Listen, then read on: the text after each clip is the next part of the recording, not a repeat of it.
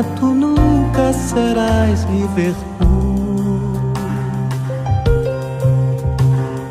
Com uma cara sardenta e olhos azuis,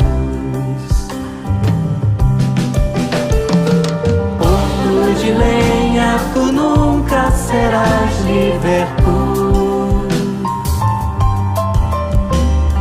Com uma cara sardenta e olhos azuis,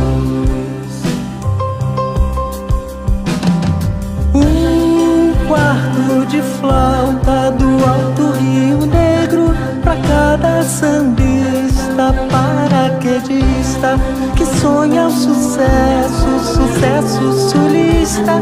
Em cada navio, em cada cruzeiro, em cada cruzeiro das quadrilhas de turistas.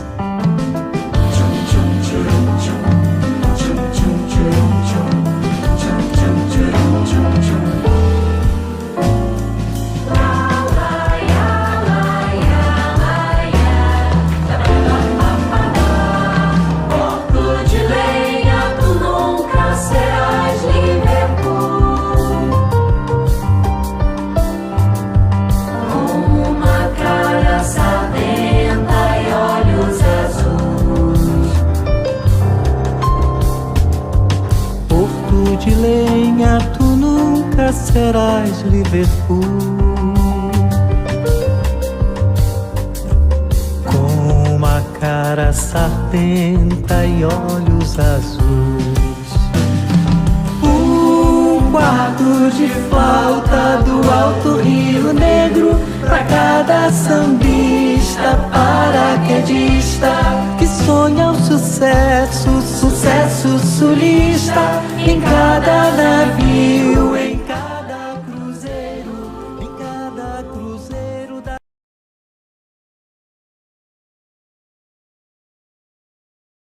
Boa noite. Hoje nós estamos começando mais um Tertúlia Amazônica e a gente está aqui com o Zeca Torres, o Torrinho, né? Que a gente acabou de ver esse videoclipe, que já é um clássico da nossa música popular amazonense, se é assim que a gente pode chamar, eu acho que podemos, né? E a gente está aqui para conversar um pouquinho com ele sobre música, sobre cultura, né? Sobre o que o nosso programa traz. Então, o Tertúlia Amazônica, como vocês já sabem, todas as quintas-feiras, né? Aqui a partir das 18 horas, a gente começa o nosso programa. Lembrando que a gente está pelo espaço do Fato Amazônico, né? E o Fato Amazônico vocês podem acompanhar no Instagram, no Facebook, no YouTube e também através da web rádio, que vocês podem baixar pela Play Store e acompanhar toda a programação do Fato Amazônico. E hoje a gente vai conversar, como eu já falei ainda há pouco, com o Zeca Torres. Passo agora a palavra aqui com o Valquimar para ele apresentar e começar a conversa que a gente vai ter hoje, né? Então, gente, boa noite. A gente atrasou um pouquinho, o trânsito de Manaus ele é um pouco complicado, né? Então mas sempre começando, como eu disse aqui para o nosso diretor aqui, tarda, mas não falha, né? Então, gente, assim, mas a gente agradece, porque também a gente pensou que tem aquelas pessoas que estão chegando em casa e demorava um tempinho para acessar, então já deu tempo para todo mundo acessar, colocar o cafezinho, a água para a gente assistir o nosso programa das quintas-feiras. Eu sempre vou falar que, embora o nome hoje, artista seja Zeca Torres, eu sou de um tempo mais antigo que chamava de Torrinho, então de vez em quando eu vou chamar de Torrinho, tá? Então, assim, porque eu comprei o disco LP Porto de Lenha, aquele da capinha branca, né, o desenho lá sentadinho, então eu acompanhei shows, né, eu lembro muito bem, posso dizer, um que marcou muito para mim, ainda jovem, que foi no auditório da Escola Técnica, antiga Escola Técnica, faz muito tempo, foi lá que eu adquiri o disco, inclusive, o LP. Acompanhei o trabalho do Torrinho, sempre nos eventos, somente os últimos que têm sido ali naquela área da prefeitura, né, eu assisti o último show lá no Passo, né, Passo, e também no Café, ali também naquela área, ele tem um nomezinho, Café, o Teatro Café, alguma coisa, né? Café Teatro, a memória não está. Então eu sou, e faço logo questão de mencionar que eu acompanho o trabalho, é uma honra para a gente, assim, é muito gratificante estar aqui com o Torrinho, com o Zeca Torres aqui no nosso programa, entendeu? Assim, eu falo porque isso é muito fundamental para nós aqui, difundir, né, manter essa questão da cultura e um talento bastante fundamental para nós, né? E a gente começou com esse clipe e eu confesso que não era ele que a gente ia começar. Eu tinha uma outra, mas quando eu assisti esse eu me emocionei. Se foi um trabalho assim de sensibilidade, né? Porque eu ia trazer aquela que você tá com o pessoal do Boca Livre ali, né? Com o Claudio Nucci, né? E era aquele que eu tava na ponta. Aí eu dei trabalho pro pessoal da produção, porque eu disse, não, eu quero esse aqui. Porque esse me marcou muito, me sensibilizou muito, entendeu? Eu assisti umas 10 vezes. Então, assim, então para mostrar para você que isso é importante, sua presença aqui, a sua arte, sua contribuição para esse nosso universo da tertúlia amazônica, né? Então, Torrinho, você me diga uma coisa aqui pra gente aqui. Você tem parcerias com o Aníbal Bessa, com o Aldísio Figueiras, tem com o menino lá de Roraima, que me falha a memória, Eliakim. Então tem sempre uma relação com a poesia, né? Que eu costumo chamar de poética. Nesse sentido, o que você pode falar da relação da tua música, da tua arte, da tua composição com a poesia? Bom, primeiramente eu quero agradecer você, Valquimar e Werner, pela oportunidade de estar aqui, batendo esse papo com vocês e com os seguidores aqui do Tertúlia Amazônica, aqui do programa, que primeira vez que estou aqui, com muito prazer. Né? E realmente, eu sempre tive a alegria, né? E a honra de ter parceiros muito talentosos, né? E que valorizaram muitas melodias que eu tenho feito. Eu fiz muito poucas letras durante a minha trajetória como compositor.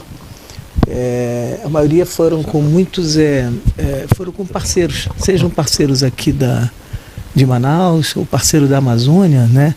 Até mesmo do Rio. Estou agora com umas parcerias com Mauro Aguiar, que é um grande poeta e compositor lá do Rio de Janeiro. Tenho parcerias com Lula Barbosa, lá de São Paulo. E aqui da Amazônia, praticamente com todo mundo. Tem parceiros em Belém, tem parceiros em Macapá, como o grande poeta Joãozinho Gomes. Além dos parceiros aqui que eu tenho aqui, como o Célio Cruz, meu parceiro antigo, eu já tenho poucas canções com ele, mas é um grande compositor e um grande letrista também. Tem o Aníbal Bessa, o saudoso Aníbal Bessa, meu querido parceiro de Porto de Lenha e outras canções, que é o Aldísio Figueiras. E por aí vai, vários outros. Inclusive eu tenho até uma canção que eu fiz há muitos anos atrás, acho que ela até hoje é muito inédita, né? Não sei se eu lembro muito direito dela, que eu preciso até repassar, que é com o grande poeta saudoso Luiz Bacelar também. Que aí sim, ele fez uma poesia, ele fez um poema, né? Entregou um poema na minha mão, isso há muitos anos atrás, e dizendo que ele queria ver esse poema musicado por mim, mas ele não era uma letra de música, era um poema, né? Porque o Luiz Bacelar não era um letrista. Existe uma diferença. O letrista, ele sempre, quando ele sempre escreve visando a melodia das palavras, né? Visando a rítmica da melodia, né? dos compassos e tudo mais. O poeta não se preocupa com isso. O poeta só se preocupa com vamos dizer assim, com o ritmo da poesia falada. Então, esse encontro meu com o Luiz Bacelar foi uma coisa assim interessante, porque eu fiz uma toada com ele, que já faz anos, eu não sei, eu lembrei agora, eu nem lembro mais se eu sei tocar essa música, porque foi uma parceria assim que me deu muita honra também. E vários outros parceiros, né? Então, sabe, foi por aí que eu fiz isso. Acabei fazendo 2 discos, né? Um em 92, 93, que foi o Porto de Lenha, e agora em 2015 eu lancei o Bailando na Escuridão, que foi um disco assim bem mais amadurecido, né, com as canções um pouco mais harmonicamente, os arranjos um pouco mais sofisticados, mas que todos os 2 discos me deram muito prazer, muita alegria, né, de ter concebido, né.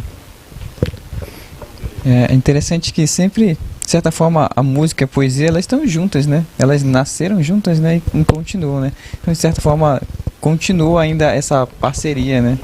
E, de certa forma, quando a gente pensa em poesia como arte, né? Ela tá muito presente na música. Eu só queria que tu pode... Qual era essa música? Tem como a gente escutar essa música gravada que tu fizeste com o Bacelar? Não, nunca gravei. Eu nunca gravei essa canção. Eu lembrei agora porque ele falou da relação entre música e poesia. E embora todas as letras de música sejam poéticas, nem todo poema é letra de música, entendeu? Assim, é uma relação assim. Às vezes calha de você pegar um poema que não foi feito para ser musicado. No Porto de Lenha é um exemplo. Porto de Lenha não é nem um poema, é um trecho de um poema, é um fragmento de um poema de 10 laudas, que foi feito para ser lido e para ser contemplado, para ser lido. É um poema até meio visual, se você meio concretista, né? E não foi feito para ser música, né? Eu que fui teimoso e acabei transformando em música lá pelos anos 70 e acabou virando o que virou, né? Mas é isso, nós compositores, né, melodistas, também temos que ter assim, uma certa sensibilidade para perceber que, isso aqui não foi feito para ser música, mas pode ser música, entendeu? Às vezes as pessoas se equivocam também achando que está escrevendo uma letra de música, mas não está escrevendo um poema para ser falado, não para ser cantado. É assim que as coisas acontecem. A gente já tem hoje um primeiro ponto positivo para a gente, velho, que a gente já conseguiu lembrar de uma canção, né? Que está esquecido. Inclusive a gente estava hoje, né, Kevin, e tá com o livrinho do Luiz Bacelar, para só dizer aqui como as conexões são ligadas. A gente estava hoje conversando sobre a obra dele aqui, ó. Entendeu? A gente estava sobre isso. Olha aqui, ó. Né? Para ver como as coisas estão na sintonia, entendeu? Eu lembrei, o Bacelar, ele era um homem, ele era um poeta apaixonado por heráldica, né? Por negócio de tradições familiares, né? Aqueles brasões de família, né? Inclusive ele vivia buscando a origem da família dele, da Europa e tal, com aqueles brasões. Então ele escreveu esse poema falando das duas casas que tinham na Inglaterra vitoriana, a casa de Lancaster e a casa de, como é que era, uma rosa branca, e o outro era de, não me lembro qual era a outra casa. Eu sei que ele faz uma relação entre a rosa branca e a rosa vermelha, que é a casa de... eu não me lembrei que, como era a rosa branca e a rosa vermelha, me ocorreu o branco e o vermelho dos bois, né? Porque existia existia uma rivalidade forte entre as duas casas, né? Era a casa de York, a casa de York e a casa de Lancaster da Inglaterra vitoriana, se eu não me engano. Aí ele escreveu falando um pouco dessa rivalidade, né, dessa guerra que existia entre essas duas casas. Isso me lembrou, me remeteu à rivalidade entre os bois de Parintins. Aí eu acabei fazendo uma toada disso aí. Não tem nada a ver, é uma coisa que vem lá da Bretanha, né? A gente acabou remetendo para... Estou até falando fora do microfone aqui, tem que me posicionar melhor aqui. Pois que bacana, né? Que legal, assim, eu acho que... Porque a gente, em geral, a gente faz um roteiro, a gente sempre faz algumas digressões, e também para que a pessoa que está conversando com a gente também tem isso, porque existe aquilo que está na pauta, e existe aquilo que vem na hora, né? Tipo, você trazer fazer uma reminiscência dessa é algo fundamental também, né? Porque de repente você pode até lembrar toda, né? Colocar lá nas tuas obras, né? Que você sempre publica, né? De vez em quando eu estou lembrando de uma assim, bem antiga, assim, a qualquer dia eu vou lembrar dela. Eu não sei, talvez eu até lembre. Segura aqui pra mim. Então, deixa eu ver se vamos lá. Pode. Uma rosa brava no fundo do coração. É uma rosa de Lancaster, pois não é de York, não. Cultivo uma rosa brava no fundo do coração. É uma rosa de soberba, não é de modéstia, não. Cultivo uma rosa brava no fundo do coração. Não é rosa de esperança, porque não é verde, não. Cultivo uma rosa brava no fundo do coração. É vermelha como a vermelha como as uvas das varas desse brasão. É uma rosa de arrogância, não é de humildade não. Cultivo uma rosa brava no fundo do coração. É isso aí, Fantástico. É uma rosa brava, né? Rosa brava do rosa vermelha, né? Rosa vermelha. Muito bacana, né? Eu já tenho uma gravação aí, né? Já dá estamos pra no fazer. registro. Mas não vai, não, é melhor apagar porque eu até errei aqui. Que não... Então, Zeca Torres, você tem por exemplo, falou em duas obras, né? O Portilene e o Bailando na Escuridão, né? Que você disse que é uma obra mais amadurecida, né? O que hoje traz de... Eu não gosto muito dessa palavra amadurecimento, assim, no sentido mesmo... porque eu sempre pego o contrário do maduro, né?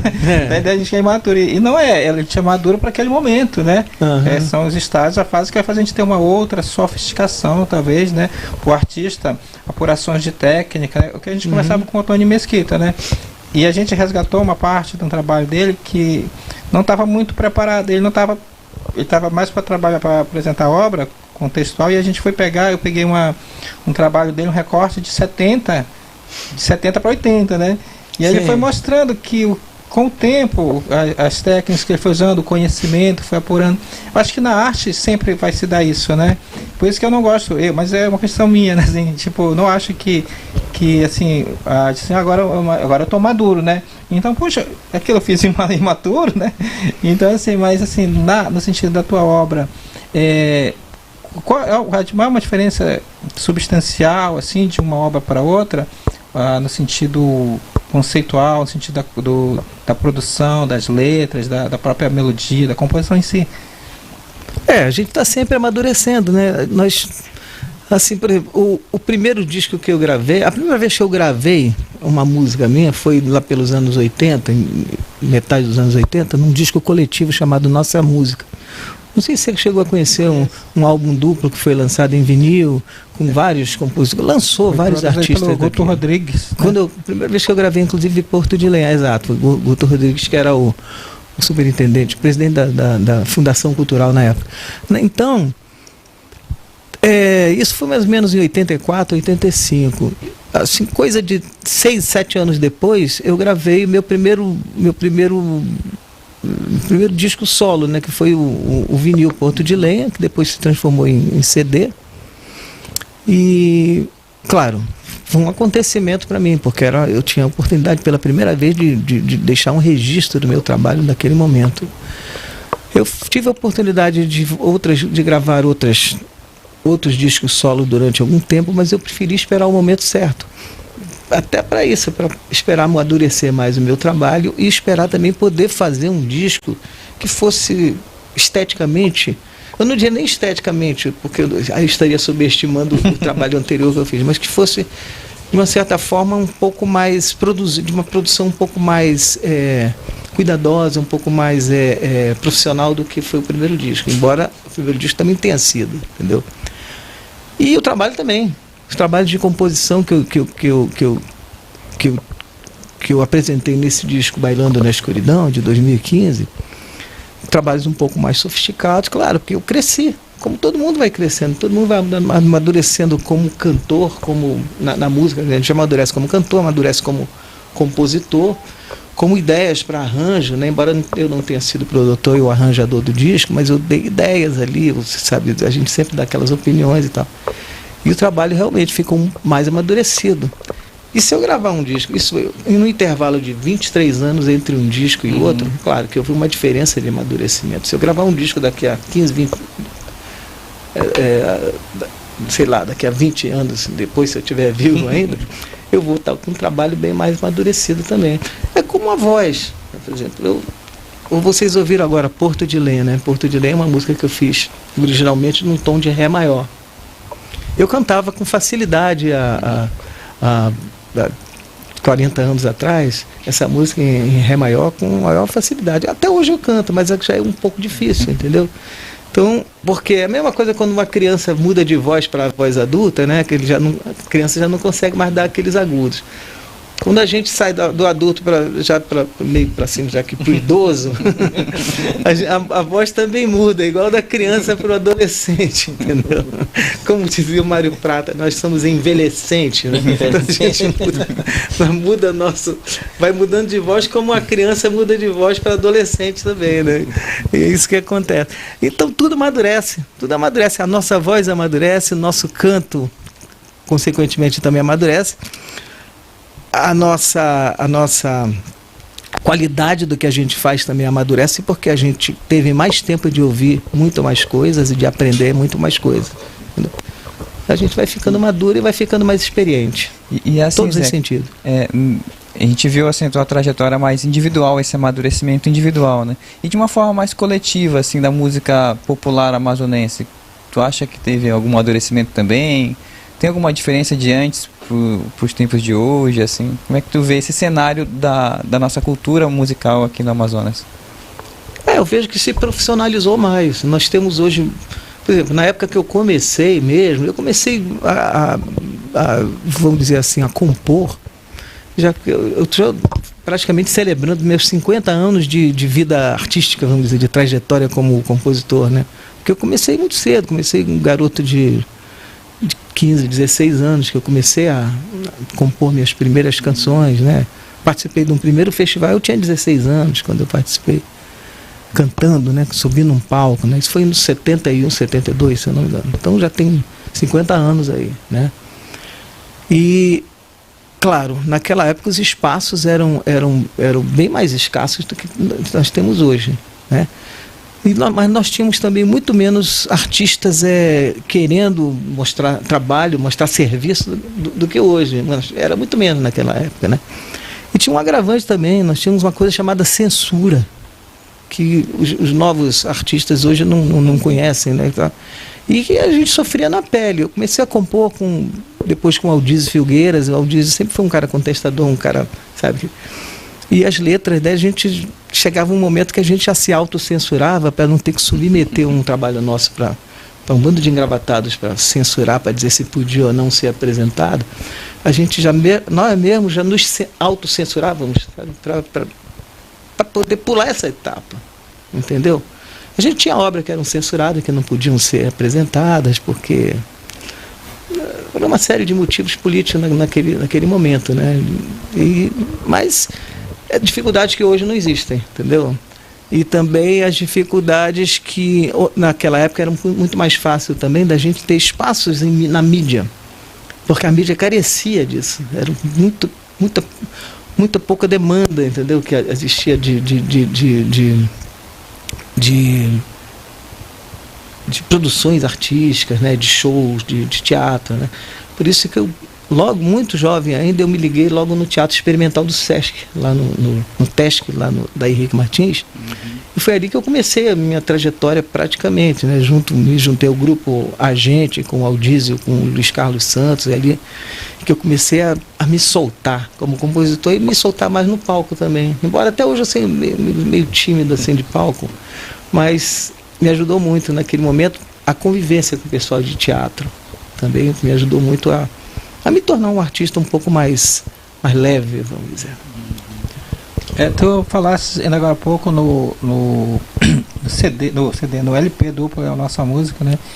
Ele para mim, ele faz parte do meu universo musical, né? E eu sempre costumo chamar isso de corte epistemológico, né? Então dali eu acho que eu lembro quase todas as canções, né? De lá, do Porto de Lenha, do Carrapicho, do Pereira, com o Me Canto, o Eliana Prince, que era uma banda, né? Era banda Transcendental. E o Maranhão, que era um sambinha, uma marchazinha, Maranhão, né? Saudoso Maranhão. Era uma marcha rancho de carnaval. Bem interessante, né? Então, assim, ele me localizou, e uma parte das pessoas que gostavam da música. E na época, Torrinho, tinha uma rádio, aqui me falha a memória, mas acho que era a Rádio Nacional, o nome, e que tocava a música do nossa música, né? Então eu lembro até hoje assim que eu conheci a música do Candinho, Renovação, a flautazinha pela Rádio Nacional, né? Uhum. Depois que eu fui ter o disco, para que não era fácil, que ele era, primeiro acho que ele era distribuído pela Secretaria da Superintendência, que não é pela Superintendência de Cultura, né? Eu acho que nem foi comercializado, acho que ele foi só distribuído. Assim, né? E tinha o próprio Guto que cantava também, né? Que é uma música bem interessante também. Mas enfim, houve um movimento que o Werner chama aqui, e houve uma discussão bem interessante, que chamava de MPA, né? Aí toda aquela questão conceitual, não, mas toda música é universal, né? Tem toda a questão. Mas existia uma produção, e eu acho que queria se valorizar a música popular amazonense, né? E tinha programas, eu lembro que o Ney Amazonas era um camarada que tocava bastante, o próprio Souza, já depois que chegou, mas tinha programas que foram vinculando e fortalecendo. Tu narraste um cenário, e que é interessante, porque eu vejo, assim, eu como frequentador, né? Eu lembro que na minha formação na escola técnica, quando a gente formava, o cara que ia cantar lá, apresentar, que todo mundo ia ver, os convidados, era o Candinho. Uhum. Então ele era o cantor, ele era o cara que todo mundo estava esperando ali, né? O Candinho e a Inês. Aí não foi, acabou, acho que foi o Raul Ney que foi, entendeu? Então assim, tinha festivais, tinha movimentação, que hoje a gente não vê. E na minha percepção, e aí que eu posso estar equivocado, que eu não faço parte do cenário de quem está produzindo, me parece que falta um pouco dessa movimentação, dessa mobilidade. Não sei se pelos festivais, porque o FECANI tinha muita produção, né? O FECANI tinha muita produção, tinha as produções o Festival de Verão no Parque 10, tinham eventos que, como eu falo assim, de até em formatura participavam, e que eram eventos que tinham muita gente, tinham um grande público, né? E uma geração. Por exemplo, o Célio Cruz, eu lembro que eu estava no FECANI, né? E na época não era ali, era no lugar na praça ali, né? Que era, montavam umas barraquinhas e tal, era meio on the stock, né? Ali, botavam barraquinha, e tinha uns rapazes mais jovens do que eu, que eles cantavam música do Célio Cruz, e eram os meninos que gostavam de rock, né? Então tem uma frase da música dele que lembro, que ele disse assim, que eu gravei isso desde o tempo, que diz assim: liberdade não se suplica, se constrói. Se constrói cada dia na luta ou na nascer do sol. Então, para mim é um clássico do Célio Cruz, também, que faz parte dessa geração tua, e que eu vejo assim que hoje, com o Covid, a gente até abre aqui um parênteses, mas o cenário nesse sentido, me parece que ele perdeu um pouco a dinâmica. É uma percepção equivocada minha ou não? Assim, o que tu pode me dizer desse cenário? Olha, a Covid foi um episódio na humanidade, um episódio que mudou tudo, né? Parou arte, parou produção, quer dizer, a gente não pode nem mensurar assim, as mudanças políticas, sociais, ou principalmente culturais, assim, sem levar em consideração isso, a Covid. Então a gente, sabe, não tem como tudo que... Todos os anos que eu vivi, o tempo todo que eu vivi, né, de lá para cá, e todos nós que estamos vivos, que nós somos sobreviventes da Covid, né, graças a Deus, assim, a gente pode marcar a nossa existência como antes e depois da pandemia, né? E, claro, a pandemia afetou todo mundo, principalmente o mundo das artes, né? O mundo das artes, da música, do teatro, da dança, de tudo. Porque a arte no país nunca foi considerado, vamos dizer, algo assim que a gente pode dizer que é essencial, entendeu? Hoje em dia, então, menos ainda, né? A gente está vivendo momentos assim muito complicados, né, com relação à arte. E os espaços que a gente tinha, mas a gente também, vamos fazer um paralelo entre o que a gente tinha nos anos 70 e 80 e o que nós temos hoje. Anos 70 e 80 nós não tínhamos espaço de nada. Quando eu comecei a musicar o poema Baladas e Canções, Festivalzinhas do Estresse, etc., do Aldizzi, que continha o poema Porto de Lé, continha o trecho Porto de Lé, eu musiquei vários trechos desse poema, vários trechos. Eu e o Wandler, um parceiro meu da época, né, Wandler Cunha, né? Nós musicamos algumas coisas, e a gente tinha a intenção de transformar aquilo ali numa uma cantata, uma ópera rock, alguma coisa, porque a gente era muito roqueiro naquela época também. Mas não tinha espaço para isso, era uma coisa assim completamente utópica, né? A gente sonhava com isso e tal, tanto que ficou tudo engavetado durante uns 2 anos. Aquilo só foi ser resgatado uns 2 anos, 3 anos depois, no final, quando começou a abertura política, né?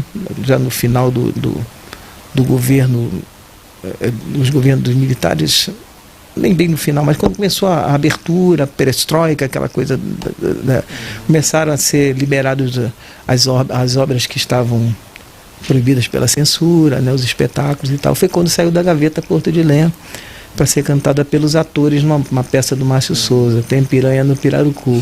Foi quando ela despontou e passou a ser conhecida, entendeu? Por quê?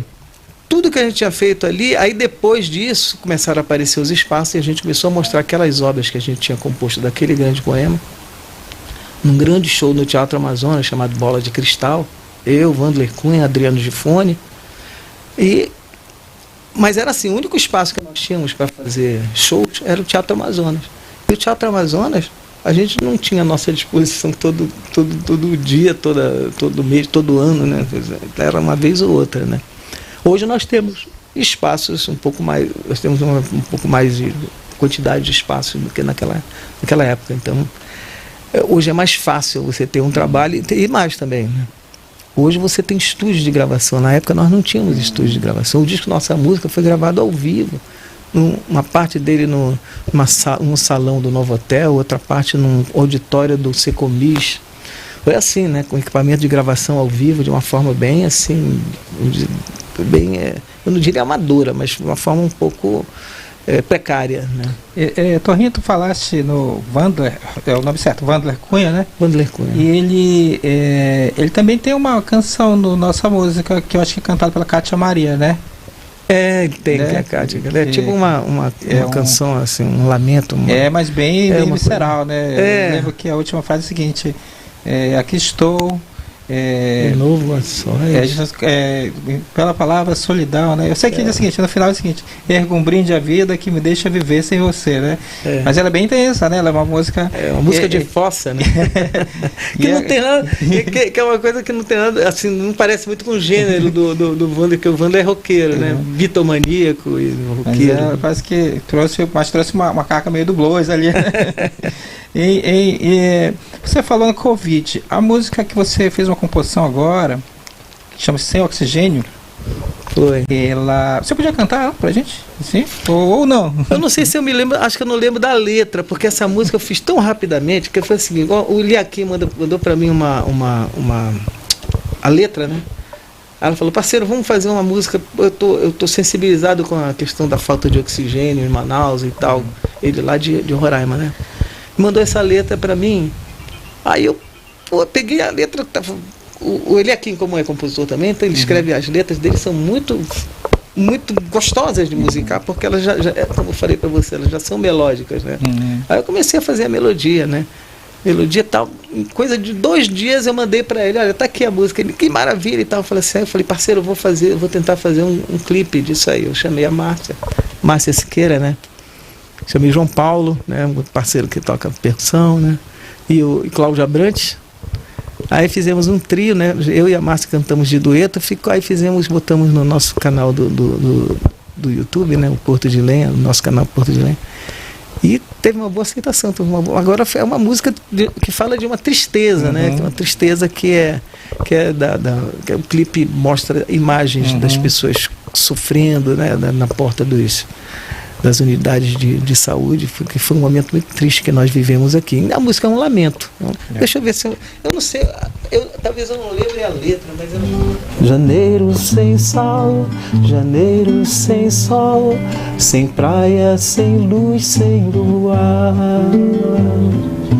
sem noite clara, sem tarde quente, janeiro sem gente. Não me lembro direito a letra, entendeu? A letra que... Porque aquela música que eu fiz para fazer com o objetivo de fazer de fazer aquilo ali, que era uma coisa de momento, que a gente estava no momento da emoção daquele... daquele episódio tão trágico, né, que nós vivemos aqui, né? Então eu fiz assim, falei, vamos lançar, porque é o momento da gente dizer o quanto a gente está revoltado com isso que aconteceu, o quanto a gente está triste com isso que aconteceu. Aí eu chamei a Márcia brilhantemente, sabe, fez um dueto comigo. Quem quiser acessar, está lá à disposição ainda. Eu lá achei no, muito sensacional. lá no nosso Eu escutei canal uma vez e no fiquei YouTube. colocando várias vezes. Eu escutei no Spotify. Infelizmente eu ainda não decorei, porque eu não tenho cantado ela assim com muita frequência. A gente tinha decorado mais e ele tocando. Esse período da Covid, ela nos levou a muitas reflexões e muito distanciamento, né? Isso foi muito doloroso, né? E com a questão das mortes, né? Foi as coisas assim, a gente olhava e não tinha muito para onde ver, né? Então eu até vou aproveitar o momento aqui, porque nós ficamos muito distantes, nossa família é grande, nos Borges, né? E foi o primeiro ano que eu não dei um presente pro Werner, né? Então eu aproveitei e fui lá na Manarte e comprei um presente para ele, que não pode dizer que não, porque eu vou fazer publicamente, né? Então eu vou entregar aqui da Manarte, que nos está oferecendo também uma parceria conosco, entendeu? Então, e já serve até para o Natal, antecedente, entendeu? Já serve. Obrigado. Então, o Manarte que está a gente está tendo um apoio da Manarte, né, que é uma galeria virtual que agora é presencial também, entendeu? Que tem bastante. Eles transformaram as artes de vários artistas em blusa, estampa de blusa, canecas e caderneta. Legal. Vale a pena a Bacana. gente aparecer lá, entendeu? Tá? Então, só para fazer esse parênteses, porque a gente também ficou meio sem oxigênio também, né? A gente via televisão, via as coisas assim, então foi muito, eu acho que traz uma reflexão mesmo. E essa canção, assim, eu também escutei, né? Antes mesmo de convidar você, eu escutei e eu sempre pesquiso muito, assim, as coisas, né? Estava escutando umas coisas do Eliakim Rufino, porque eu estava vendo Boa Vista, né, e a gente tentou ter um contato com ele e estava pesquisando, e eu me debrucei nessa música, né, nessa canção, e ela muito, como você fala, ela fala aquele momento, né, é uma coisa melódica, bonita, mas de uma tristeza, mas também de uma reflexão, que acho, Torrinho, assim, que deveria ser também realmente fruto você é um cara, um ativista político, né? Você, além de flamenguista, né? É um ativista político.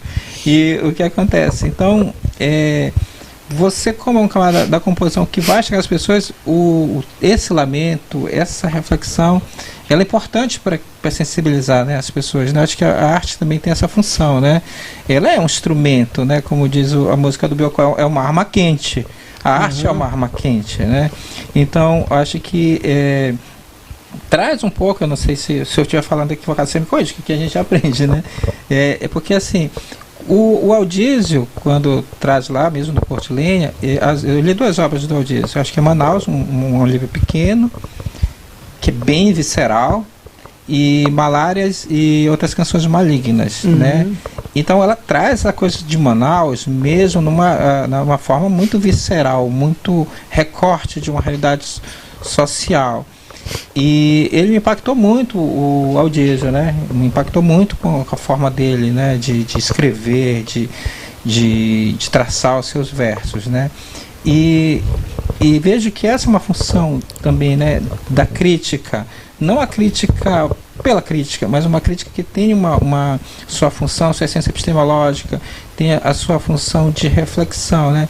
E eu penso que mesmo que eu vejo mesmo no lirismo da canção que ela traz um recorte também, quando você reflete morte de uma pessoa sem ar, você reflete a política ali, você reflete intenções, você reflete, eu acho que a principal coisa, o maior bem da vida, de acordo com o direito, que é a vida. Claro. E a vida é tratada de uma forma muito desumana, uma forma de barbárie, né? E você passar essa canção assim pra gente é uma reflexão mais lírica, mas não deixa de ser visceral, né? Então assim, a gente... Ele tem que ser panfletário, né? Porque eu me lembro que na época, quando eu era garoto, eu me lembro que as canções de protesto eram panfletárias, né? As canções eram, tipo assim, para não dizer que eu não falei das flores, era assim, caminhando e cantando e seguindo a canção. É proibido proibir. É, proibido proibir, né? Caetano e os Mutantes. Então, eu vivi tudo isso e era panfleto, a arte era panfletária. Hoje não, hoje a arte é um pouco mais sutil, a nossa função hoje já é um pouco mais, a crítica que nós temos, eu estou agora do amadurecimento também, né? A gente amadureceu também com relação a isso, a gente não precisa sair panfletando, basta a gente dizer alguma coisa que faça as pessoas refletir. Entendeu? Eu acho que a função é essa. Eu acho que é muito mais eficaz do que o panfleto, propriamente. E o Adorno coloca, né, que a arte, quando toda a arte é social, ele coloca, né? Mas ela não precisa ser panfletária, né, justamente, né? E ele coloca que é justamente nessa sutileza que há uma maior transformação naquele que ouve, né? No receptor da poesia ou da música, né? Porque isso, de fato, faz a pessoa refletir e se aprofundar naquele problema ali, naquela crise, né? E a partir disso tomar alguma posição, né? Apesar, de certa forma, então, a sutileza da arte, ela acaba sendo mais eficiente do que a panfletária. Um exemplo disso é que, por exemplo, lá nos anos 70, lá nos anos 60, quando teve aquele Festival Internacional da Canção, que o vencedor foi Sabiá, do Chico Buarque e Tom Jobim. A música que o público queria que vencesse seria para não dizer que não falei das flores do Vandré, Geraldo Vandré, que era uma música, como eu falei para você, extremamente panfletária. Então, o público, a juventude contestadora da época, achava que aquilo era música de protesto. Né? Só que ninguém percebia que a música do Tom e do Chico também era uma música extremamente de protesto, era uma canção de esperança, era uma canção de exílio, de esperança de voltar, vou voltar, sei que ainda vou voltar para o meu lugar, foi lá, e ainda lá que eu hei de ouvir uma sabiá cantar. Isso é uma canção de exílio, sabe? Dos que estavam, sabe, fora do país, obrigados a ficar fora do país, e ainda sentiam um amor por isso aqui. Quer dizer, era uma forma de protesto muito mais lírica, sem dar uma, sabe, pancada nas tropas militares, né? Mas também, por outro lado, também sofria, se você não fosse panfletário, você sofria das patrulhas as famosas patrulhas ideológicas, né? Tem uma pra gente escutar aí? Pra gente tomar uma água enquanto tu toca aí? Não, pode ser. Não sei nem o que, mas... Eu vou cantar Papagaio de Famão, uma canção... É porque no programa anterior o rapaz tem um poema sobre pipas, né? E aí a gente lembrou aqui um trecho dessa canção, né? O Papagaio de Famão, né? Tem poesias, músicas que falam muito sobre papagaio, né? O Bacelar tem um, né? Fala assim. Nasci com o sol, para o vento me criei. Se o homem não pode voar, seu pensamento empinei. Nasci com o sol, para o vento me criei. Se o homem não pode voar, seu pensamento empinei. Serena estrela riscando o céu da minha alegria. Meu papagaio de seda, minha prenda para o dia. Papagaio de famão, é banda de asa flecheiro. Me minhoca pelas nuvens, num voo cego e certeiro. Papagaio de famão, é banda de asa flecheiro. Me minhoca pelas nuvens, num voo cego e certeiro. Nasci com o sol, para o vento me criei. Se o homem não pode voar, seu pensamento empinei.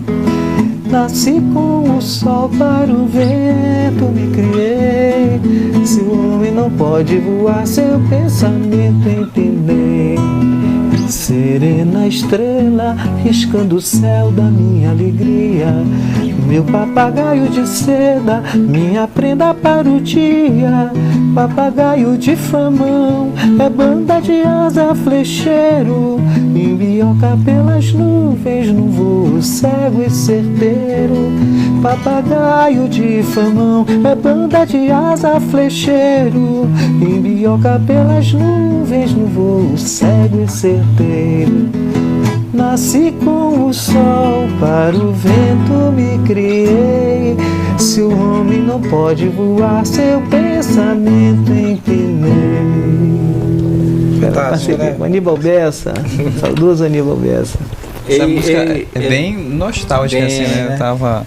Eu não sou, assim, quando o Valkmar lembra dessas histórias dele, eu não lembro porque eu era bem criança, né? Mas essas músicas, elas meio que me acompanharam. Eu acho que era feito em gravações de fita cassete ainda, né? E essa é uma das músicas que traz, assim, né, coisas lá da infância, né? E a gente vê, e eram músicas que eu era criança, né? Mas eu tava pela casa brincando e cantava essas músicas, né? Que é bem, quer dizer, bem interessante, bem legal. E compõe, eu acho que parte da história. E ainda bem que o Tertúlia existe pra gente tentar resgatar isso, né? Essas coisas do passado que se tornam presentes hoje, né? E o significado, o valor que isso tem. Quando assim, a gente tem uma diferença de idade, velho, né? Então assim, eu comprava muito LPs, né? Tipo, nossa música eu consegui a nossa música. Eu consegui uma pessoa que trabalha na Superintendência e conseguiu o disco, né? E depois eu consegui, muitos anos depois, com o falecido Juarez Calheiros, né? Que era um camarada que ensinou cabanagem no teatro, né? Então, que teve um trabalho também com as pessoas que tinham situações de internação no Eduardo Ribeiro. A gente tem um trabalho interessante. Então eu sempre tocava lá, né? Lá em casa, né? Então assim, e uma das ideias que a gente fala do nosso programa, assim, ele surgiu nessa ideia mesmo de registrar. A gente tem uma formação, a gente chegou a estudar filosofia junto, eu e o Werner, a gente muito junto, a gente morou junto no mesmo quarto, a gente estudou na mesma sala, né? A gente estudava filosofia junto. E a gente tem essa coisa da escola de Frankfurt, né? De memória e cultura. Se não tem memória, não tem cultura, não há valorização da cultura. Então, assim, por exemplo, eu fiz até conversando com o Chico Preto, que estava aqui, saiu do programa, e a gente conversando sobre questão de cultura. E eu sou professor de sala de aula, e eu disse que eu fiz uma pequena pesquisa, que não tem valor científico, mas pedagógico. E eu pedi para os alunos meus simularem a seguinte questão. Eu vou trazer um amigo meu de fora, de São Paulo, do Rio, e vocês vão apresentar 3 lugares importantes turísticos para essa pessoa, tá bom? Vocês podem desenhar, escrever o que vocês quiserem. E aí, pasme, uma coisa que nunca ia pensar aí. 80% dos alunos, 80, alguma coisa por cento, o que eles disseram que era o ponto mais turístico para ele? Os terminais de ônibus. Terminais de ônibus. E a partir daí, eu tive a ideia de fazer trabalhos com visitações, pelo menos no lago. E num desses trabalhos foi quando você estava tocando no café, que eu pedi para os meus alunos irem lá acompanhar o show seu, entendeu? Alguns até bateram foto, entendeu? Nesse tempo tu estava fazendo um show por lá. Café Teatro. Eu não sei se na época era o Cláudio Nutt que estava, mas o Cláudio Nutt... A 7 de setembro? Lá no... Não foi com o Cláudio Nutt. Não, o Cláudio Nutt foi no Chaminé, eu acho, né? Foi no Chaminé. Chaminé, eu toquei bem com antes, ele né? lá. Foi. Isso, muito antes. Foi. Então, o que acontece? Então, veja só, eu passei a introduzir dentro dos meus elementos de sala de aula, como professor, dentro da cultura pedagógica, esses elementos, porque eu percebi que o aluno, que é o jovem, né?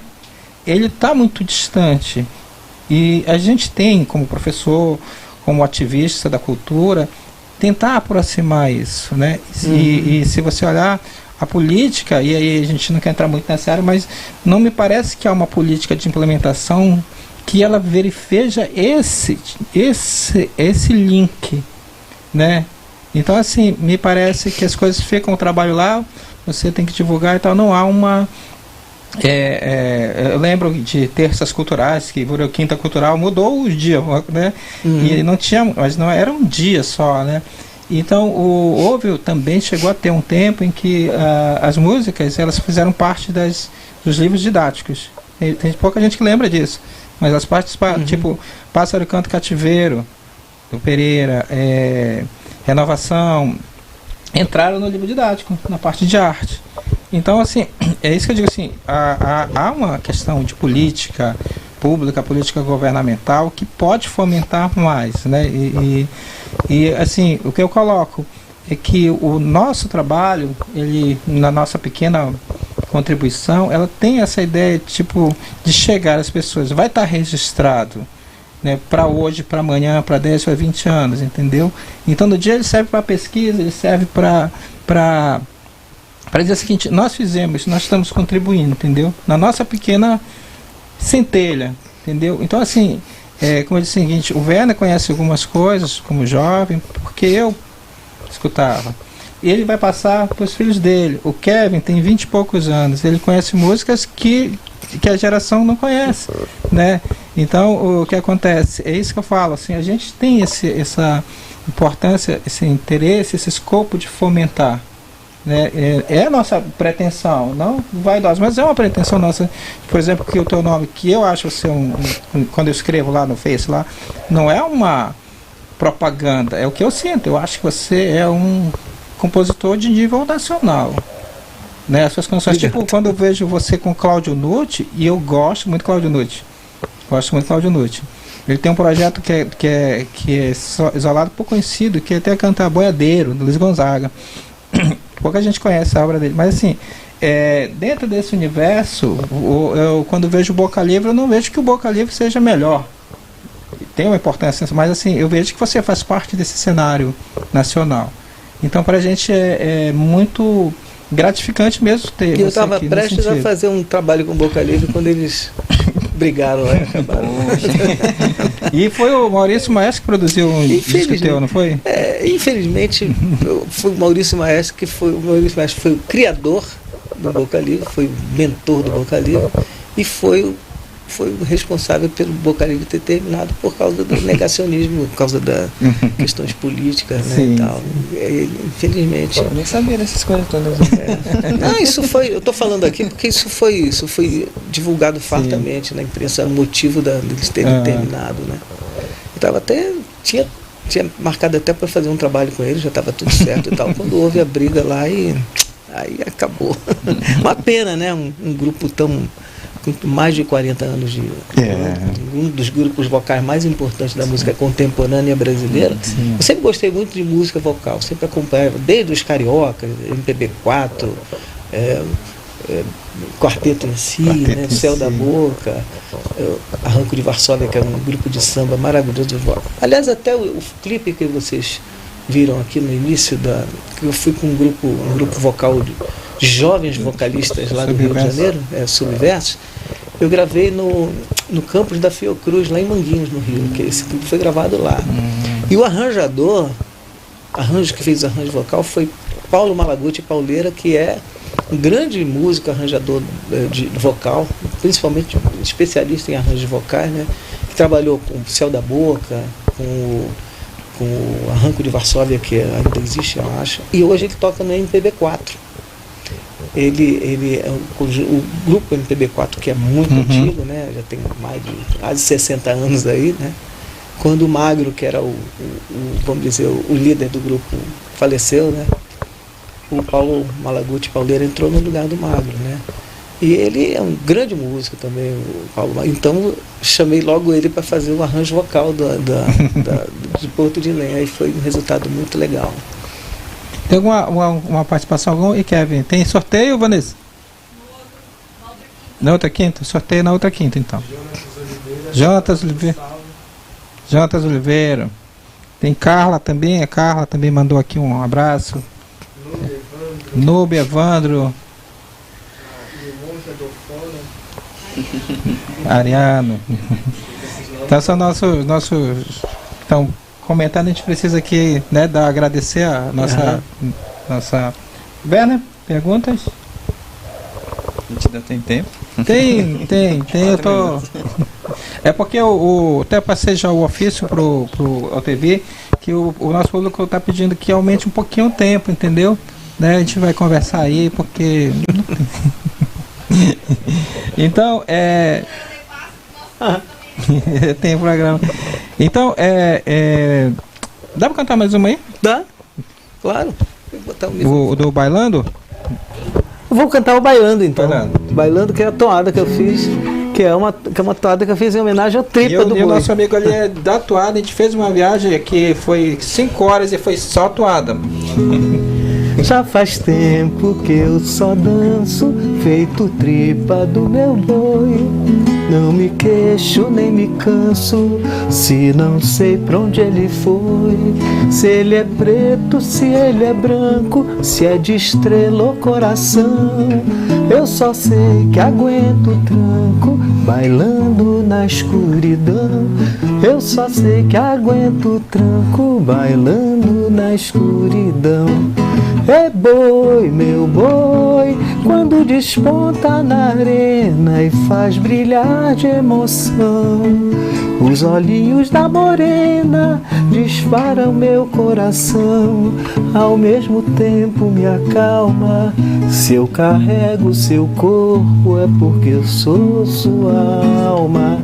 É boi, meu boi, do Maranhão, Parintins, da Cordilheira dos Andes e outros tantos confins. Tu és a cruz da beleza, eu sou teu Cristo pagão, crucificando a tristeza em tua ressurreição. Tu és a cruz da beleza, eu sou teu Cristo pagão, crucificando a tristeza em tua ressurreição. Já faz tempo que eu só danço feito tripa do meu boi.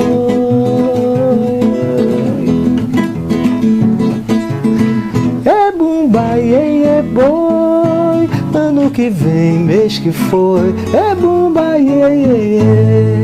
é a mesma dança, meu boi. Fantástico. Aí eu pedi emprestado do Dr. Quatro Neto e Gilberto Gil, essa incidental aí, do Geleia Geral, né? Toinho, vou aproveitar que o nosso programa ele tá dando uma pequena lembrança sua, nossa, para você. Tá? Bacana, obrigado. Posso abrir? Pode, claro. Olha só. Legal, vou tomar meu chopinho aqui Isso. agora. Valeu, muito obrigado, gente. Pra gente, muito bacana. Tá, pra não esquecer da gente, né?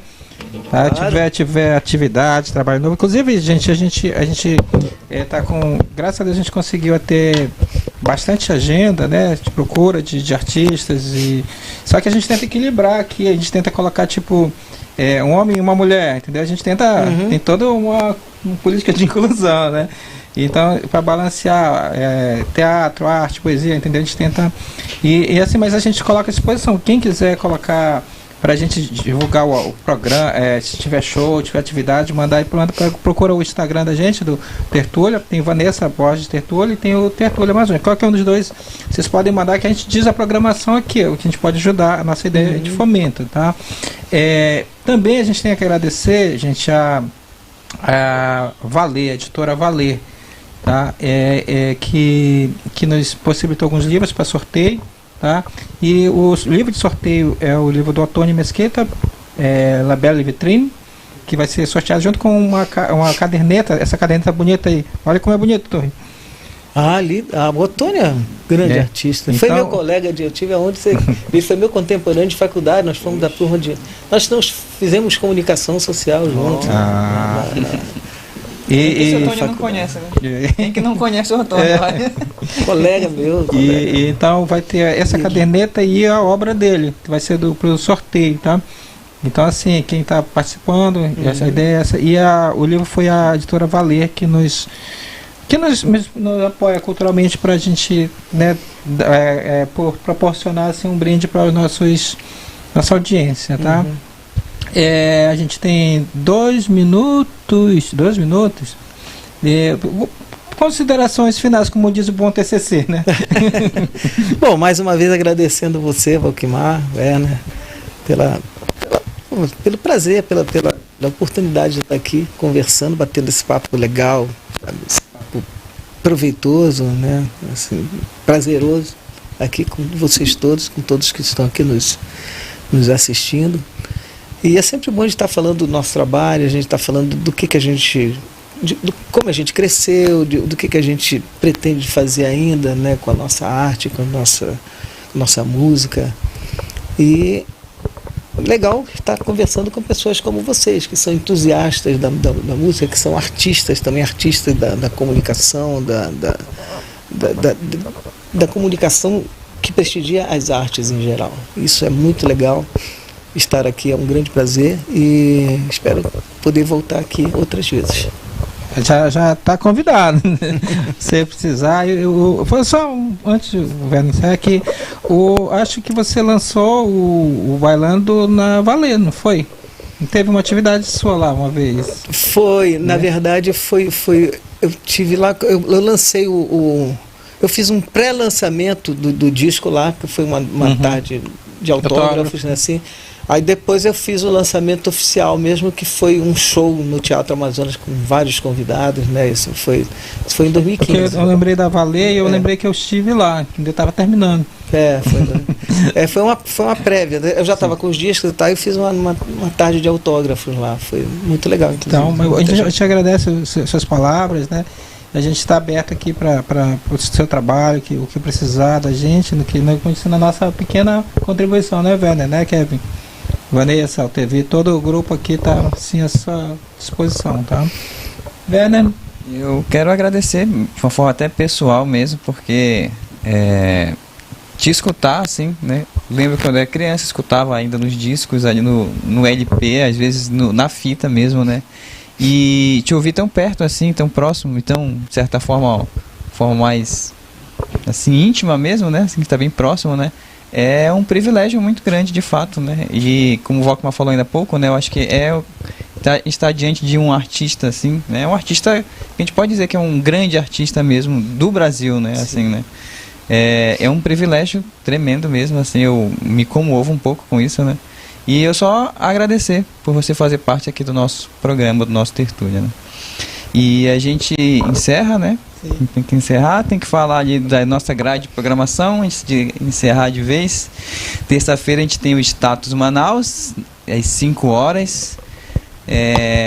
Quarta-feira, às 4 horas da tarde, Navegando em Fatos. E às 5h30, Bem-Estar em Fato. Quinta-feira, De Cara com Fato, e a gente, né? De Cara com Fato às 4 horas. E o Tertúlia às 6, às vezes um pouquinho atrasado, mas às 6, né? E aos sábados, Dialogando com a Lição, de 6h30 às 7h30 da noite. Então, obrigado, gente. Então, Tertúlia Amazônica, fortalecendo os rizomas da nossa cultura. Boa noite, até a próxima quinta.